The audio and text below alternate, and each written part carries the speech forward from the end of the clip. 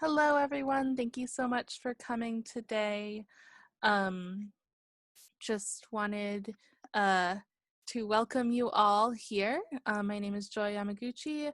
I'm the Public Programs Coordinator here at the Japanese American National Museum. And on behalf of JANM, I wanted to say, just a huge thank you for taking time out on this Tuesday to join us for this really important program.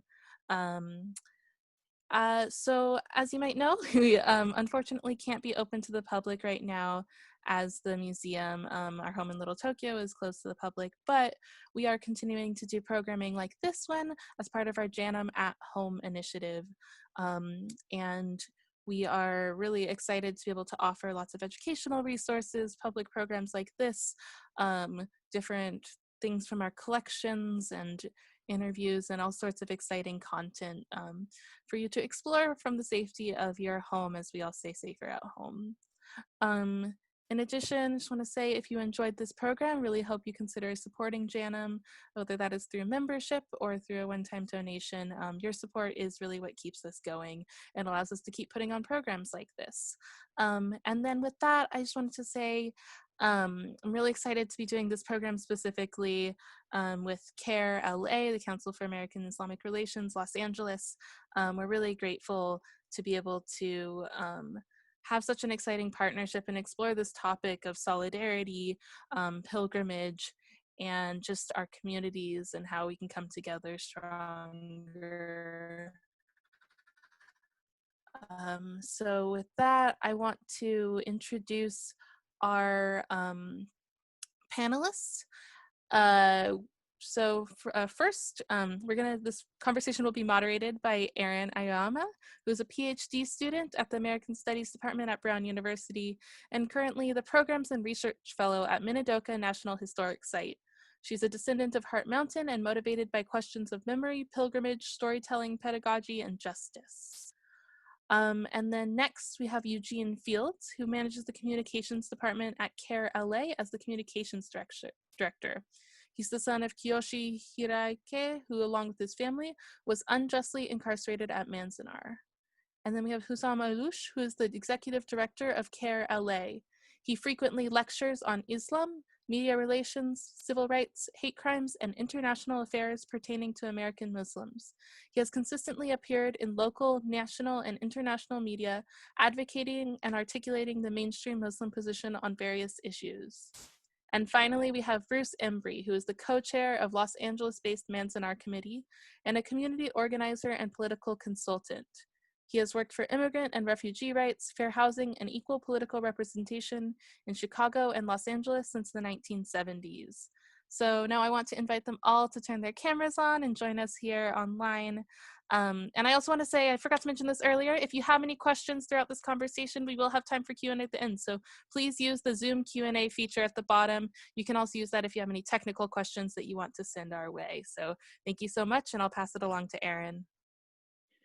Awesome. Thank you so much, Joy. Thank you for your work also in putting this panel together. This has been wonderful, and I'm so looking forward to our conversation.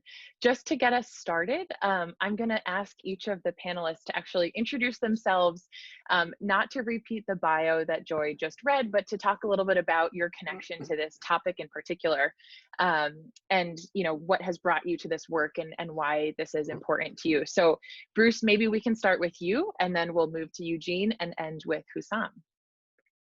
Well, first, thank you for inviting me to be on this panel. I'm honored to be with two very distinguished guests here along with myself, and I appreciate the opportunity to talk some about our work. So not to repeat the bio that Joy just read, but I am the co-chair of the Manzanar Committee, and I think it's important for me just to say that the Manzanar Committee was co-founded by my mother. So the committee was formed shortly after the 1969 Manzanar Pilgrimage. And that was the first organized effort community-wide to return to Manzanar. A Buddhist and Christian minister had actually been returning to Manzanar since 1946. But the community organized its first pilgrimage.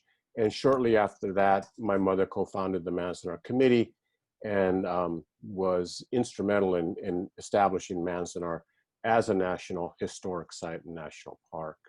And in terms of this work, From the very foundation, early days of the Manzanar Committee, we really, and largely due to the efforts of my mother and the other founding members, Jim Matsuoka, who unfortunately can't join us tonight, but it was a founding member of the Manzanar Committee with his wife, Faye, really determined that they wanted to locate our history, our story, in the broader context of the fight for civil rights and civil and equal justice under the law. So it was never seen solely as this is our particular little story, but really that our history, our story, is really part of the larger civil rights and equal rights movement in the United States. Thank you so much, Bruce. And thanks for being here. Eugene. Hi, not to repeat any of the bio. My name is Eugene Fields. I want to thank JANM for this opportunity to come and speak on such an important issue. I serve as the communications manager for the Greater Los Angeles area office of the Council on American Islamic Relations. Human rights is part of the fabric of my life. My mother was African American, dating back 3 generations. My family on her side of the on her side were slaves, like so many others who were brought here in chains from another country, who were marginalized and still continue struggle for equal rights and equal treatment under the Constitution. My father was Japanese American, and he and his 4 brothers and sister, when he was 4 years old, they were taken, forced to give up their home, their property, and interned at unjustly incarcerated at the Manzanar Relocation Center. That was his childhood, growing up there for 4 years. So my first time going to Manzanar was last year with CAIR for our civil rights journey, and it was a life-changing experience. I'm sitting in my home office right now, and I think about the room that I have. I'm sitting in, it's probably 12 by 12, and it's a larger space than my grandfather and his children were bunked in that first night, and I can just imagine what they were thinking that first night. Remembering Manzanar, remembering what happened to the Japanese American community and what's happening to immigrants, asylum seekers, our Muslim sisters and brothers. It's important, and it's important to understand that no matter the color of our skin, our religion, our race, we are equal under the law. So thank you, and I'm grateful to be here. Thank you so much, Eugene, and so many things you raised there that we'll come back to. Hussam, welcome. Thank you, Erin, and thank you, JANM, and thank you, Joy. And of course, such an honor and blessings to see Bruce, my friend. We spend a lot of time together when we go to the Manzanar trips, the pilgrimage. I've had the chance of being there several times. We'll talk more about that. For me, what brings me into this is like what Eugene talked about, human rights. I was born in Lebanon, in Beirut. I came to America 30 years ago, fleeing a civil war. I finished aerospace engineering. I started working in the field, and then I realized there's another calling for me, and that calling has been human rights, building bridges, and making sure people don't suffer, whatever we can. I mean, I can't change the world, but at least I can try joining those who are trying to do that. And I've had the honor and the privilege of working with the Japanese American community, being in California. That's a place where you can get that privilege. We've worked together with them, with that community on many civil rights issues, human relations issues. And I've been just amazed. And I've known a little bit about, the incarceration of Japanese Americans, but I've never had a chance to hear from them. I mean, the Japanese community and the Japanese American community, likewise, tend to be very reserved, similar to the Middle Eastern community. So kind of had to pull words, like pulling teeth out of them. It wasn't until I actually traveled on the pilgrimage that I was shocked, I was shaken, but at the same time, very inspired. So for me, it has been a mission for me to make sure that my community, the American Muslim community, goes through that experience, because it's really uplifting, saddening. It kind of shatters you for a while, but then it gives you such a boost of commitment to human rights, commitment to making our country a better place. It's not the worst place on earth. Definitely, it's a great place, but we have a lot of flaws historically and present, and learning from history helps us make that difference. So for me, that has been the privilege, and hopefully we'll get a chance to talk more about that encounter. Yeah, oh, absolutely. And thank you. That's all of your introductions were just the perfect kind of opening to this conversation. I think just to situate us in this topic and in these sort of larger conversations, I want to ask each of you to sort of briefly maybe highlight some histories of Japanese American and Muslim American solidarity. And I know I was told by Joy, keep this brief, like this could be the entire session. And so we're just going to highlight, I think, to just look back and reach back to the longevity of these connections.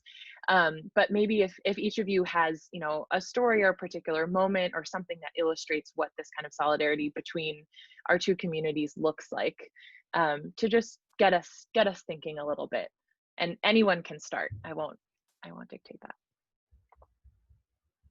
Well, since I ended, I'll start. Perfect. I don't know if that makes any sense, but the relationship, as I said, has been going on because the work we do with civil rights. Disproportionately speaking, the Japanese American community, more so than any other community, is involved in civil rights, human relations, arts. I think it's a result of what happened. Maybe I'm not a social scientist, but disproportionately they're there. Even before 9/11 for us, we've worked together on issues dealing with immigrants' rights in America, workers' rights, minority rights, and they've always been the best partners you can have. I've shared that story actually right after 9/11. It was a friend of mine from the National Coalition of Redress and Reparation, I think, NCRR. My very first call was from a friend of mine from that organization saying, brace yourself as a community. It's going to be really bad. And I was like, no, come on, people know it's not Muslims. People know that, these are terrorists, have nothing to do with American Muslims. I said, well, that's what we thought. That's what our community thought after Pearl Harbor. And her answer was, you know what, but rest assured, we will be with you. No matter what, we're here for you. Let me know. I hope nothing happens, but I fear, knowing the country, this will be the direction. Soon after that, the rest of history was history, but obviously there was a major event held in LA bringing communities together. The main organizers were the members of the Japanese American community. It was held in Little Tokyo, actually. A vigil where people from all walks of life were brought in to show unity and obviously mourning for what happened on 9/11, but also making sure that we don't turn this into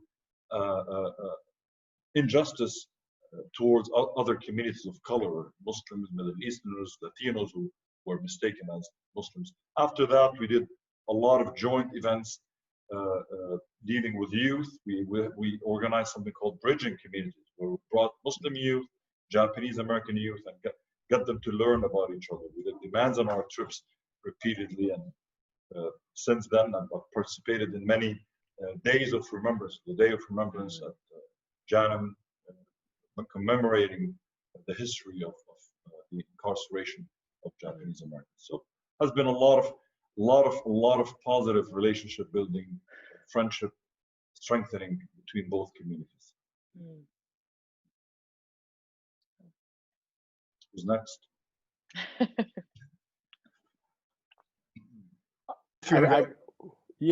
I could follow up. I mean, that was Hussam, very, you have a very firm grasp of our history. That was very impressive.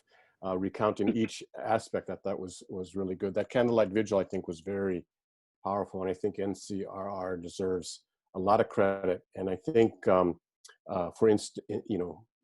instigating the call and making that call, and people responded. I think, but I do think, and I am also not a social scientist, but I do feel like there is a collective memory in our community, and that we felt exactly that feeling once this happened, that this was going to repeat itself. And I think it was a community-wide expression. And a couple of examples beyond what Hussam laid out. I think one was the 33rd Manzanar Pilgrimage, which I was at, and brought my kids, who were little at the time, now are grown.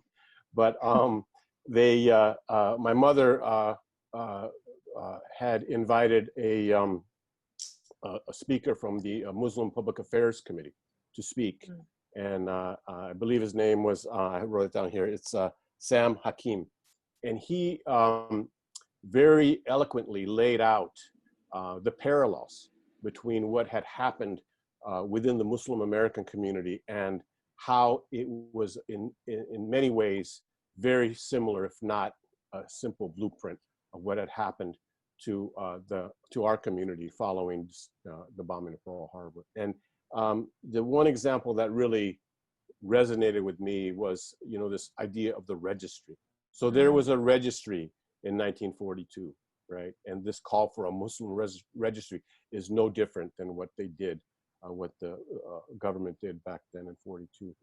And the leaders of the Japanese American community, the Issei, the first generation, were rounded up wholesale, and many times just carted off to far-flung areas, Fort Sill, which we've put in the news lately, in other places, in Montana and New Mexico. And the families had no idea where their fathers, grandfathers, where their family members were. And Sam Hakim had reiterated that story and said the exact same thing had happened in the Muslim community, where the key leaders, religious and educator and business leaders, were arrested by the FBI without charges, held incommunicado, and their families had no idea where their family members were. And so you could see history repeating itself. So I feel like there was this deja vu feeling within the community. And I have to say, we're not perfect by any stretch, but this time I felt the community did step up. And I was in Chicago at the time, and a mosque in Bridgeview was attacked by white supremacists, many carrying swastikas. These images we see on TV today are not new. We shouldn't fool ourselves that these people have just sprung up since Donald Trump was elected. These people have been there, and I saw them in Chicago following 9/11, where they attacked this mosque. And the community rallied, led in large part by Reverend Jesse Jackson, but it was an ecumenical community, and it was a broad-based community effort.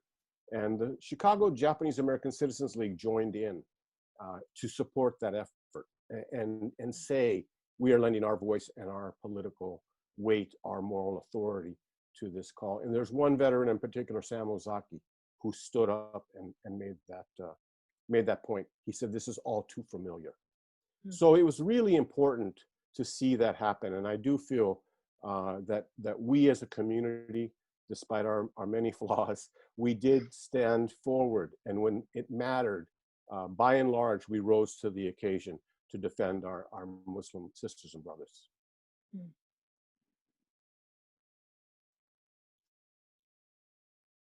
Thanks, Bruce. And Eugene, any thoughts you'd like to add? I can add nothing to those perspectives. I know. I think, I have chills, even though we've been thinking about this panel this whole week, and prepping for it. It's still, to hear so much about the closeness of this past, I think, and that repetition, Bruce, that you bring up, is powerful and frightening and inspiring, kind of all mixed together, to think of the possibilities of the moment that we're in. I think when I first started really diving deep into Japanese American incarceration history, I went at it through this kind of what happened to Muslim and Arab Americans after 9/11, because that was a touch point for me. I was in 3rd grade when 9/11 happened. And so it was sort of trying to understand the world that I grew up in that now is so normal for so many of us in such a horrifying way, but also tie it back to my own family's history and what other communities had experienced. So it's just powerful to hear you all talk about this. Which leads me to this next question, which is thinking more about pilgrimage. So I want to ask each of you, what pilgrimage means to you in the broadest sense, but then also thinking about this history in particular, what does it mean to make a pilgrimage, to remember, to have these kinds of memorials? And how is that connected for you to a kind of solidarity work? What does solidarity mean in the midst of that remembering too? So that's about a 5-part question. So I can remind us where we're going. But yeah, anyone who wants to start, I'd love to hear your thoughts. Okay, I'll go. Thanks, Eugene. My upbringing religiously was Christian. So really, in terms of pilgrimage, we didn't have a religious aspect to it. And the reason why I bring that up is I thought about this while we were on the bus going to Manzanar, and I thought about what pilgrimage, the thought that comes to mind is a journey. We left from basically right across from LAX, and it took a few hours to get to Manzanar. And I thought, we really are going on a journey. We went through the city, we went through the desert, and then we end up basically almost at the base of the snow-capped mountains. When you think about the changes in the environment, the changes in the weather, it made me think about what people who were being taken there against their will, they were used to one environment and then taken to something totally different. And that pilgrimage, that's where the remembrance starts. The journey begins with putting yourself in someone else's shoes. When I think about solidarity, it really hit me pretty hard. Last year was really emotional in terms of an activist sense. I was fortunate to be a part of a delegation where we went to advocate for human rights on Capitol Hill. And we had run into a group of Chinese Uyghur Muslims, where it's like that's kind of the big thing now is the same things that happened years ago are happening to them in Eastern China. So hearing their heartbreaking stories about how they were oppressed and today they're still being oppressed. And then we, at the end of that month, we went to Manzanar just thinking about that. That's solidarity, is knowing that not only did it happen to us, it happened to someone else, and it can happen to us again if we don't stand together. That's what solidarity means to me. Thank you, Eugene. All right, I'll go. We're gonna have to guess. Maybe I think maybe you want to ask somebody. This way it makes it easier.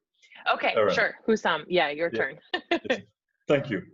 I think for us, at least for me, having had the chance to go the first time was almost 15 years ago. And I didn't know what to expect, honestly. I heard about it, thought, okay, I'm going to be visiting a site, like going to a museum, right? I wasn't emotionally prepared. I went there and I had the honor of sitting with survivors, former incarcerees, who shared their story and talked about what happened and how it impacted them emotionally, financially, psychologically, in every aspect, in ways. And I was connecting it, to everything that is happening to our community, other communities.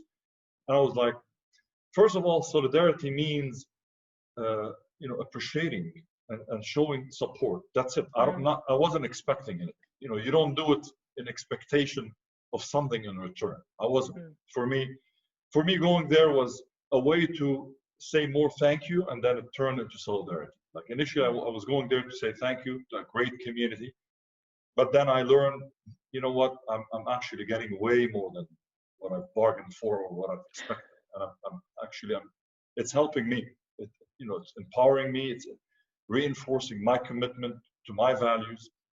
And I decided for me, one, from now on, I'm gonna, it became a rite of passage for my kids. Like all of my kids, except the youngest so far, have been there. We were planning a big, gathering this year.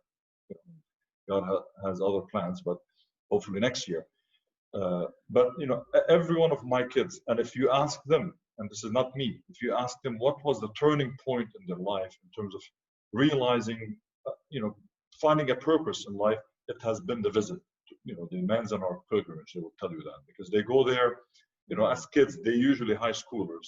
Every time I take them, like all high schoolers, they're concerned with everything else but a purpose in life. And then they go there, and then they feel there's something bigger than them to do. So thank you to the Manzanar Pilgrimage Committee for that. And solidarity turned out to be more than just thank yous. It turned out to be understanding each other, building relationships and partnerships with people. And then it became a commitment for me as a CAIR, or a Muslim American leader in a sense, to bring various segments of the community. So after that, we started planning. 1 year we took the imams, the religious leaders of the community. Another year we took youth. Another year we took families. We actually had families come in. Another year we took educators. This last year we went, when we were as CAIR, we took CAIR activists and civil rights activists, because the goal was to let them experience what is happening. Again, same reason. Let them learn about the history, because it's not just history. I mean, in my opinion, justice has not been served on this issue. There is no real reparation. The apology is really not enough, in my opinion, because we have to feel that when we do a mistake, it becomes costly for us as a country. So we don't, in order not to do it again. I think we still have shortchanged the Japanese American community, but I think at least we're getting a chance to educate the rest of the country. We're still dealing with the separation of children at the border. We're incarcerating them. That's what we're doing. We're caging them. That's exactly what we did to Japanese Americans. We're still treating people. Obviously, I don't want to even get into the criminal justice system and what we're doing with people. So we're using this tragedy in our history first to build our self-confidence as American Muslim activist community, to say thank you to our dear community, but also to learn that this is something we can use not only about American Muslim injustices we're facing, but also what every other community has been facing: Black Americans, Latino Americans, immigrants, and so on and so forth. Thank you, Hussam. Thank you. Bruce. Well, I have to learn not to go and follow after Hussam, because he always manages to capture everything so eloquently. I feel at a loss to add to that. I could just say ditto, and I would be fine. But I think from a overview of our historical evolution, the first pilgrimage in 1969 really started as a way of trying to seek our roots and determine what had happened here, because it was such a defining moment, yet many in the community had never spoken about it. The trauma was so severe that many just simply refused to speak of it. And also the trauma was so severe economically and socially that it took everything just to survive, to get reestablished within broader society. So in a sense, the pilgrimage was an effort driven largely by Sansei, who knew nothing by and large, coupled with the few Nisei who were able to explain what had happened from direct experience. So my mother, Jim Matsuoka, people like that were able to talk story. So it was a way of the community beginning to grapple with its identity, and also struggling with how to find its place within broader society and explain what they were faced with. And obviously it was part of and inspired by and driven by the broader civil rights movement and the struggle of the Black community for equal rights and equal justice. So it was clearly driven by the broader civil rights movement. And I think, and that, because of that, I think the committee began to have a clearer sense that we can't simply talk about our own little experience, because our own experience, as Hussam says, it's framed by the broader social and political dynamics of the evolution of our country. That what the forced removal did to our community is really one chapter, and a small, short chapter in a history of white supremacy, of 400 years of white supremacy that was rooted in the colonial past of this country. So in that sense, the Manzanar Committee understood that. And so solidarity was built into the pilgrimages fairly, almost immediately in one sense. So the Manzanar and many of the former concentration camp sites sit on native land. So Manzanar sits on Paiute Shoshone land. And my mother and everybody was aware of that and made efforts to connect with the community over the years. But I think the question of solidarity for us and why we raise all of these broader issues every chance we can is essential to our idea of redress and reparations. As Hussam said, redress and reparations doesn't exist for many in our society. And we see that call being now raised for the African American community. And I think the Japanese American community needs to leverage its moral authority and take our lessons to begin to champion that cause as well. And I think the issue for us that we wanted to make sure we maintained and demonstrated as the most important was for solidarity, just as we demanded and we insisted that we speak for ourselves, that it is our voice that is heard, speaking about our history and our community's struggles, that the solidarity means no one can speak for another community. It is essential that people speak for themselves. So this is why for us it was so important, as often as we could, and especially at the 50th pilgrimage, it was one of the most important and moving aspects to have these national leaders from CAIR speak to 2,500 attendees and explain to them what it is like to be subjected to this complete oppression and harassment and suspicion, just like our families were. And it resonated, it was so powerful. But I think it's very, very important for us to understand that every community and every group has to speak for themselves in their own voice. And that's what we look to as the keystone or cornerstone of solidarity. Yeah, thank you so much, Bruce. I think that's so important. And to think about the ways that, you know, the Japanese American community has recovered and is still able to continue excavating and telling those stories, but that, you know, we can use the pedestals that we have, or the microphones that we have is probably the better metaphor there. But to amplify the voices of other communities telling their own stories and, you know, as you said, Hussam, like maybe there hasn't been the sort of reparations in full because we see this history repeating itself. And how can we ever accept an apology or redress or any form of reparations when this is happening to other communities? That means that this is not a lesson that we have learned from or a change that has been made. And so to think about, you know, what reparations or redress would look like for other communities requires imagining beyond what we have and what we know, and imagining a society and a community and a nation that is more just than the one that we have. And so I think, Bruce, you're exactly right that Japanese Americans have this incredible sort of opportunity and history to draw from, to lift up the voices of others and to draw lessons from our own families and our own past. So that was really beautiful to hear from each of you. Thank you. I want to ask Hussam and Eugene specifically about this documentary, Muslims at Manzanar, and hear a little bit about, I know Hussam, you talked about this a bit, but how this came to be, what sort of made you decide to create this documentary specifically, and the kind of conversations that went into the purpose of this film, and your hopes for it, and what it will sort of maybe bring out for the folks who watch it. So Hussam, maybe you could begin. Sure, I'll start. As I said, we've been participating for almost 15 years in the pilgrimage. Almost every year, we've taken buses from Sacramento, from San Francisco, from LA, Orange County, and San Diego. You know, it's a beautiful gathering. People show up almost like 5 a.m. at the CAIR offices. Get in the, we run these huge buses. It's a trip. It's a known trip. People know it. The youth in our community, they look forward to it. And there's a waiting list usually, and we take people and they drive. It's a long drive, but even the drive itself, we usually make sure we have guests. A lot of times we have the members or activists within the Japanese American community.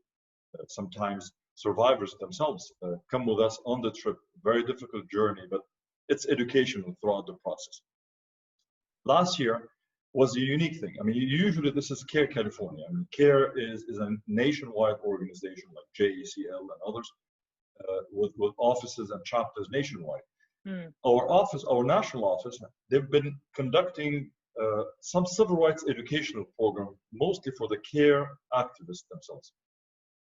What happened is they, 2 years ago, 2018, they decided to do a trip to Alabama, to a new lynching memorial that exists there. I think it's called the National Memorial for Justice and Peace, or Peace and Justice, that actually commemorates the many victims of lynching that targeted African Americans in the history of our country. And it was very, very powerful. All the executive directors from the offices and many leaders from the Muslim community participated. And there was a documentary made, and there were screenings of this documentary made at different mosques throughout the country. And then the national office contacted us and said, hey, we know you guys do the trip every year to Manzanar. Actually, the other way around, I have to say. They said, do you have any ideas, of what could be next? And then that's when we said, we do the trip every year. Would you be willing to come in? We'll help coordinate. We know great people. We know Monica, we know Bruce, Embry, from the Manzanar committee, and they will be great to work with.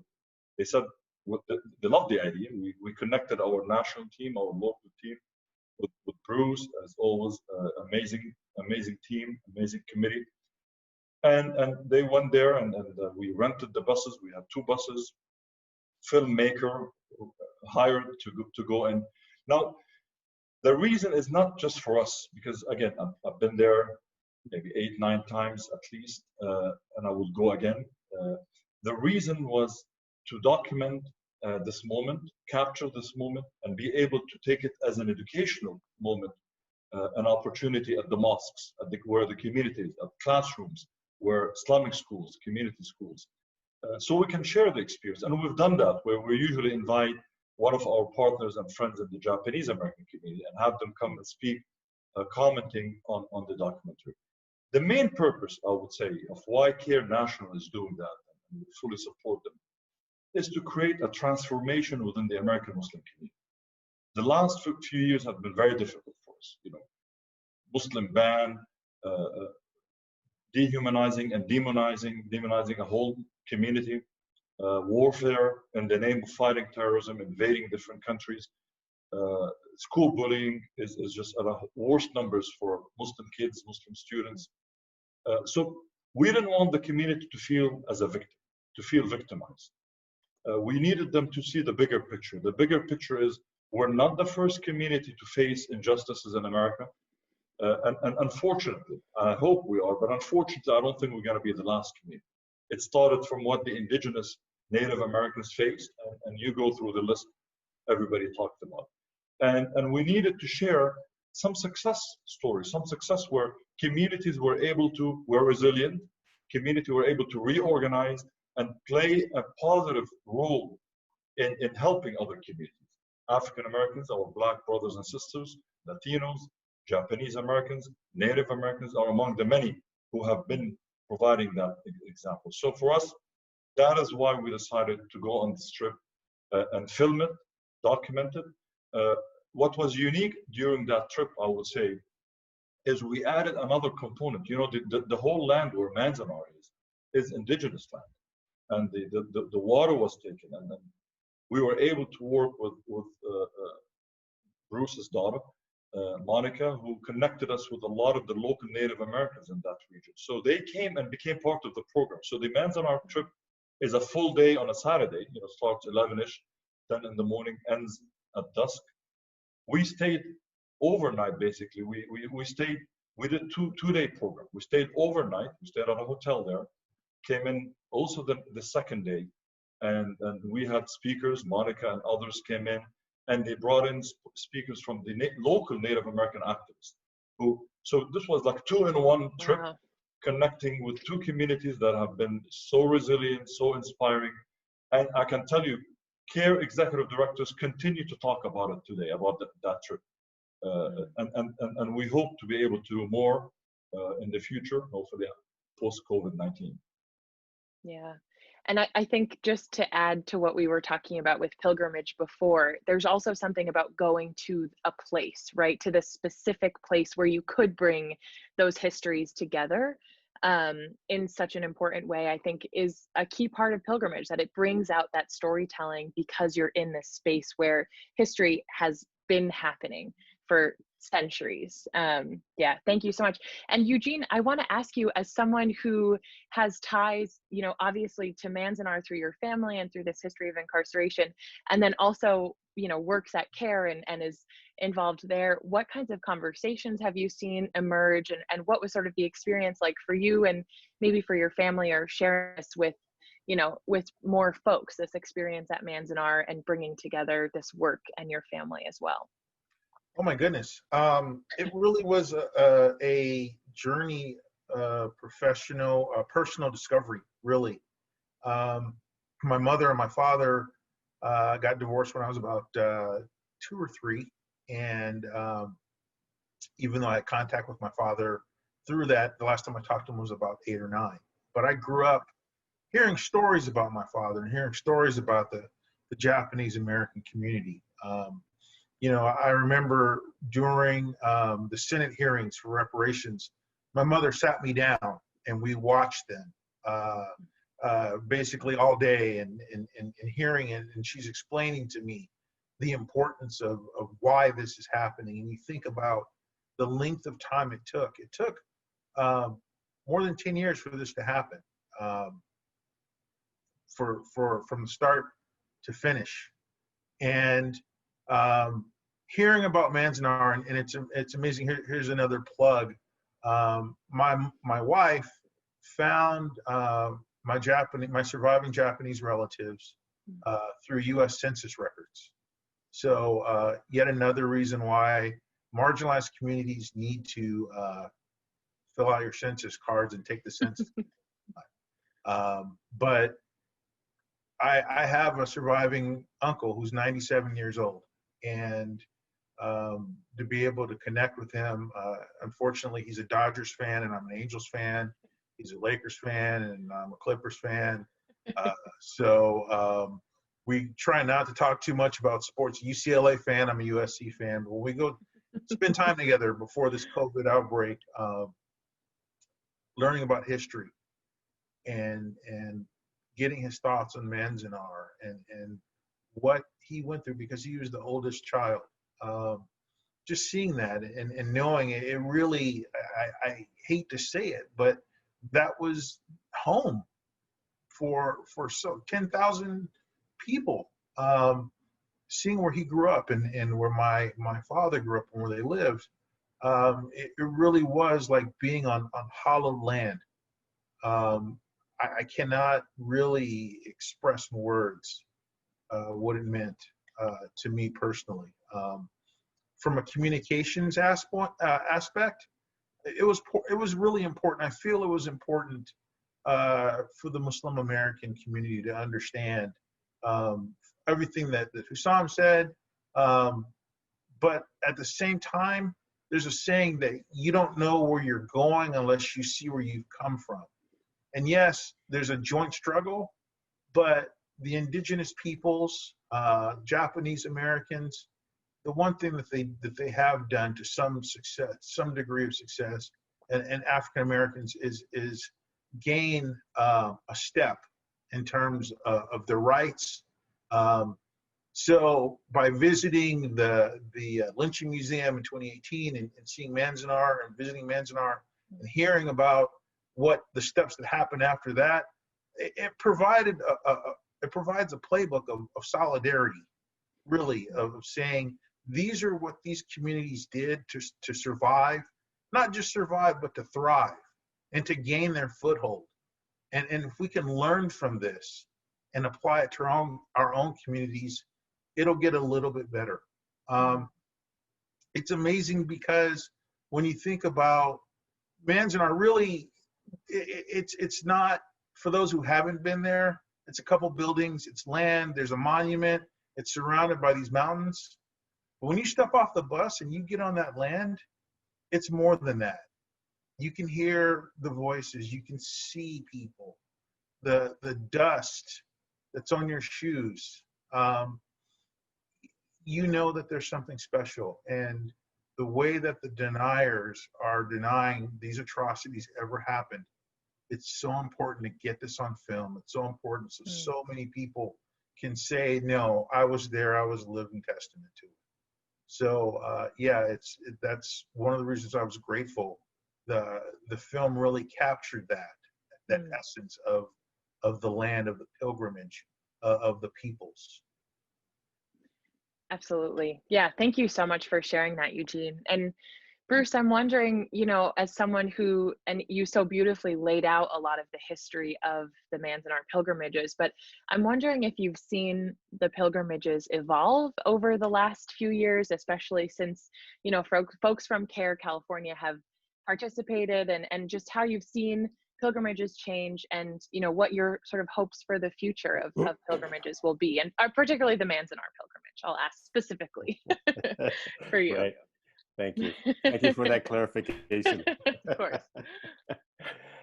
It definitely has evolved, and I think the one thing about the pilgrimage is that it actually does have a very rich history.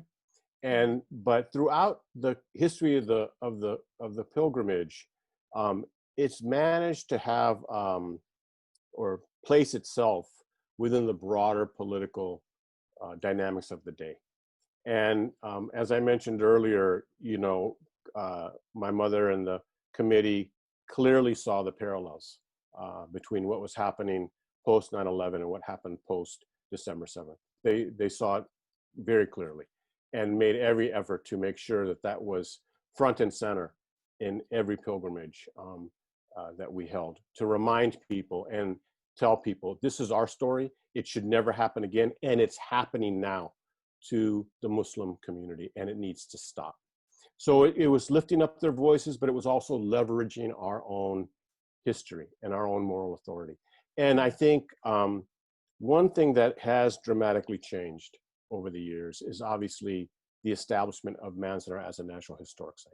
And that cannot be, I think, downplayed. My mother always said that Manzanar should not be seen as just the negation of American democracy, but it should be seen as an affirmation as well, that it should be a beacon for freedom-loving and justice-minded people all around the world, so that we can look to a place and say, this is a place, this is an important, as Gene said, this is hallowed ground.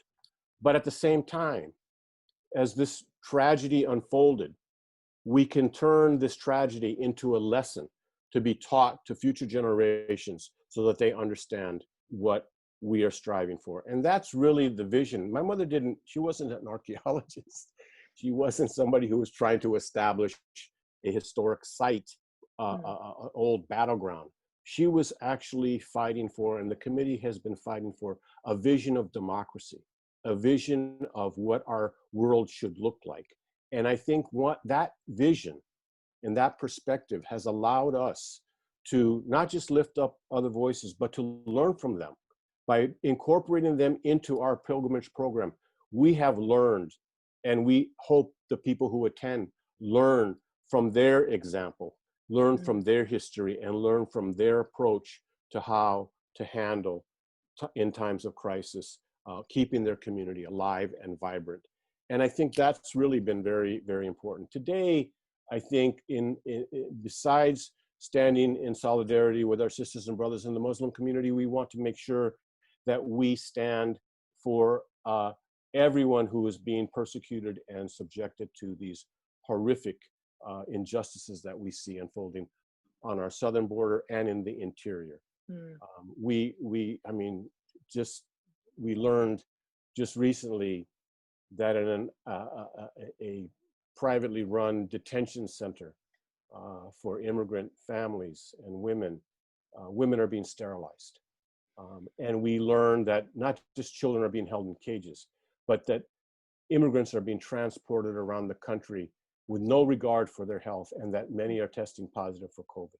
So we want to make sure that we raise these issues and have these issues brought to our community so that we can learn about what needs to be done and how we can help struggle for a more just and more democratic world.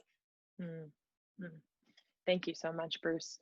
And as we're quickly approaching the end of our time together, I want to turn to some audience questions that have come in.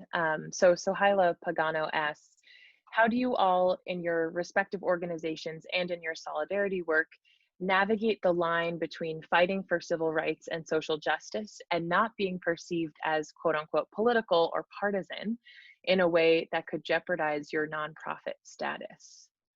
So I will leave that open to whomever would like to jump in on that first. Thank you so much for your question, Sohaila. I'll take a stab at it. Okay. It is always a challenge, of course. It's always a challenge not to be perceived and not to be blinded by partisanship. I'm actively, involved with the Democratic Party, and I do that outside of my CAIR work in my personal capacity. But through my work, it's about civil rights, it's about human rights. And let's face it, human rights have been violated and abused by both Democrats and Republicans. So we have to hold ourselves accountable to something greater than political affiliation, ethnic affiliation, tribal affiliation, or even national. I know people get so offended when you say, oh, America has abused human rights. I still know, I've had to debate with some bigots who actually continue to justify what happened to Japanese Americans. So if we can't even criticize that aspect, that impacted, that injustice that impacted fellow Americans or Japanese who lived in America as legal residents, what else can we do? So I think the key is to stick to values, be ready, avoid sounding like if I'm criticizing the Trump administration today, I have enough record to show that I actually have done the same under the Obama administration, and how immigrants and migrants were treated, how we used drones targeting the various communities outside the world, outside of the US. So I think established record show that you are willing to stand for values away from your political affiliation. And of course, there are the legal language now. So now this is more in the terms of the principle. In legal language, be very careful when you're criticizing an act by the administration that you don't sound that you're encouraging people to vote otherwise, vote the other side. So focus on your area of your expertise, your area of expertise. If it is human rights, talk about human rights, to be careful and be very careful, because we do have an administration that doesn't like dissent, doesn't take it lightly. So they might selectively target certain communities with punitive kind of targeting just to silence them. Yeah, and I think, you bring up the challenges of sort of thinking about history, but I do think sometimes that can be a helpful tool, and just really being able to point back to things like Chinese exclusion laws or Executive Order 9066, and then the subsequent apology, decades later, to show the way that history has reflected back on some of these things. you know, when you bump into folks who really deny that this happened, or run along the lines of like, well, we were at war, you know, that's a challenge. But there's important conversations to be had there, I think, rooted in that history too. Absolutely. If I could just jump in real quick, I Of think course. I think that's absolutely right, that we have to stick to the issues, and that we have a set of standards of what we consider to be, you know, what our values are and what we are fighting for.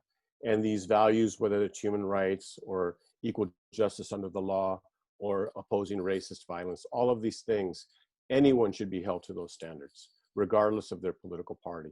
I mean, just from our own particular historical experience, it was a Democratic president that signed Executive Order 9066.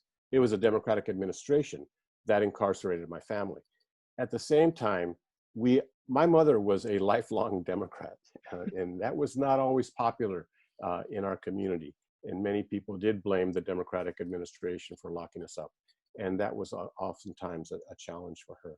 But I think what's important is that we stick to these values and we fight for an objective that is precisely above the political fray. To get the Manzanar National Historic Site established took decades, and it took the leverage of very powerful political elected officials to do it.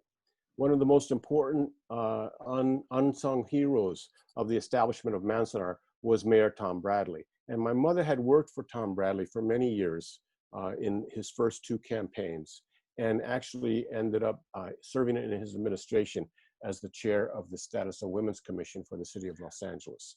And she knew the mayor, and the mayor was instrumental in helping get Manzanar established through his relationship with Senator Cranston and others. But on the local level, without the support of the Republican supervisor in the area and the Republican political establishment in what is called the Owens Valley, but as Hussam noted, it is indigenous land, it is native land. So in the valley, the Republican political establishment had to get on board in order to get Manzanar built. And it was the ability to fight for a vision of democracy and justice that brought those two very different political wings together to establish Manzanar. And I think that's an important lesson. And I think it's an important point to make, that, as Hussam says, we have these values, and we will hold everyone accountable to those values, regardless of their political affiliation. Thank you so much. Yeah, and I think I just want to highlight a question from Edward Iwata, who says, tennis superstar Naomi Osaka recently tweeted that she's inspired by her ancestors and their spirits. Do the panelists feel the same way? I think we've heard some of this, and I'm going to venture out and say absolutely. But I'd invite also, you know, Eugene, anyone, if you'd like to comment further on that question. Absolutely. My father named me. I get kind of chills thinking about this, but my father always knew that I was going to be a boy, and he was going to name me Eugene, which means child of well birth. And I remember, you know, you think at 2 or 3 years old, you don't remember much, but I remember my father always telling me, you can do anything that you put your mind to.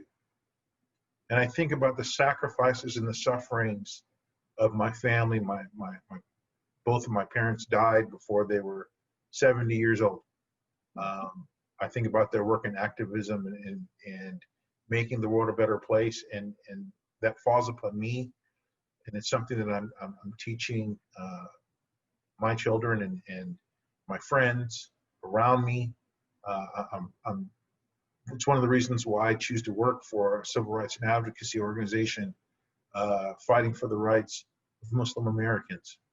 It's something that inspires us and motivates us. I too have a personal saying. I want to try to make the world a better place, one person at a time. So yes, I'm inspired by it. Thank you so much, Eugene. And just to sort of round out our conversation, I want to ask each of you about action steps. And I think for viewers who are watching along now and who maybe will watch in the next few weeks, what can we do? What do you think is sort of important for us to be paying attention to right now that maybe emerges out of the conversation we've had this evening, or, you know, some of the themes and the purpose behind Muslims at Manzanar, and Bruce, the work that you do with the Manzanar Committee? You know, what are some action steps, maybe a top one or two, just in the interest of time and everything, for folks watching along at home? Like, what can you sort of charge us to do moving forward? Maybe Hussam, if it's okay, we'll start with you, just to put you right on the spot. Sure. I think it's a cliche, but I would say we have to educate ourselves. We have to recognize we don't live on separate islands. We're all impacted by everything that happens around us. We live in probably one of the most powerful countries, most resourceful countries. You know, the one good that we can do can impact many people here and abroad, and the one bad we can do can impact negatively here and abroad. So let's educate ourselves. Let's break the barriers that exist. Recognize we're one human family. I mean, I'm even talking beyond America itself. We have to recognize the history that came as a result of intolerance, of hatred, mistrust, hate, ignorance. All of that is, I mean, everything that happened to Native Americans, Black American immigrants in general, Italians, Irish, Japanese Americans, and Muslim Americans, is rooted in ignorance, and then fueled with hatred, and, you know, obviously irresponsible leaders pushing it. So let's not give them a chance. By educating ourselves, we resolve this. Try to visit. I know it sounds like a simple thing, but if you can visit Manzanar, it will change. It will even preaching to the choir. Yeah, you know what? I consider myself several. You know, for me, it's a renewal. I go every year, and I know it sounds weird, but I go there because it reminds me of why I do what I do. Travel the world. Travel. Recognize other cultures, and you would see amazing things in other cultures that are as good as yours and even better sometimes. Food, art, literature, whatever it is, you're going to find and appreciate. And when you appreciate people, you cannot hate them. You cannot be used as a tool of hatred. When you, even traveling to Mexico, right? It will teach you something new. People say, I don't want to travel that far nowadays. But even small things that we can do. And last but not least, look at what is happening in the world and see what we can make a difference through. One of the most powerful moments during my trip to Manzanar the last year, our national executive director happens to be Palestinian, and he himself is a child of refugee parents. So he lived in refugee camps for most of his life before coming to the U.S. And he broke down. He broke down like a child when he went through the cabins, the little cages where Japanese Americans were kept incarcerated, because it reminded him of his days. Maybe it was a tent for him, and when he was hearing the stories, he was in tears, because for me it kind of touched me. I was like, oh my God, because I never lived in a tent. I never lived as a real refugee. I mean, I lived through the Civil War and came here, but I didn't have to deal with that. So for me, it reminded me, Eugene talked about the 2 million Uyghur people in China today are placed in concentration camps by the Chinese government in the name of re-education, because they are a threat. People from the Rohingyas from Burma, from Myanmar, almost 4 million to 5 million Syrians who are living in refugee camps now, treated like a pest, treated like a disease by Europe, by various countries. So for me, it's like, if we look at history and don't learn about it and through it to make a change, we're not learning. This is not a movie, right? So that is the commitment. I hope we all find some way where we can make a difference here in our country, close down the cages where migrant children are being kept and migrant parents are being separated from their children, or an international cause, whatever makes you feel impactful, choose that one or two causes and help with that. Thank you so much for those thoughts. Bruce, any thoughts to send us off with? Those were the most powerful. That was an excellent presentation. So I agree. And I think the education is key. And I think for us, what we have to do is direct our energies to reestablishing a more humane and a more just and a more rational immigration and asylum set of policies. We have to close these camps. It is happening again. And we have to close these what are rapidly becoming death camps because of the COVID virus that is running through these detention centers. And these camps imprison all kinds of people from all over the world, Africa, the Caribbean, Latin America, in the Middle East. It is something that we have to fight for as a community that has suffered some of the injustices that these people are suffering. And I think besides the immigration issue, I think we have to continue and double down on our efforts to overturn the Muslim ban. We have to make sure that we fight all efforts by the current administration or any future administrations to institute these xenophobic and undemocratic immigration and asylum laws. I think those are some of the most important things we can do at this moment. Thank you so much. Thank you. And Eugene. I'll try to keep it brief. I know we're running over. So I'm an adjunct professor and I teach communications, among other things. This is what I tell my students. We live in a time where access to information is greater than any other time in American history and world history. And yet more people are content to gain information by looking at memes created by someone sitting in their parents' basement. The first thing we can do is educate ourselves about the history, about the surrounding causes, the root causes, the rights, the wrongs, the ups and downs, and the sides. Why is this important now? Because in 49 days, something American is going to happen, something uniquely democratic. Every US citizen, or most US citizens, 18 and over, get the opportunity to cast a vote.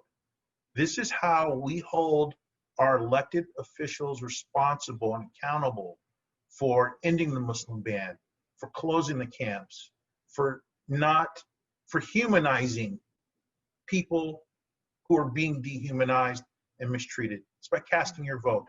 If you're not registered to vote, register now. Make sure you vote one time, and whoever you vote for, but you vote up and down the ballot. That's the most important thing we can do. Thank you so much. I mean, the perfect note to end on there. I want to thank each of you, Eugene, Hussam, Bruce, so much for sharing your thoughts, sharing your work, and for the work that you do.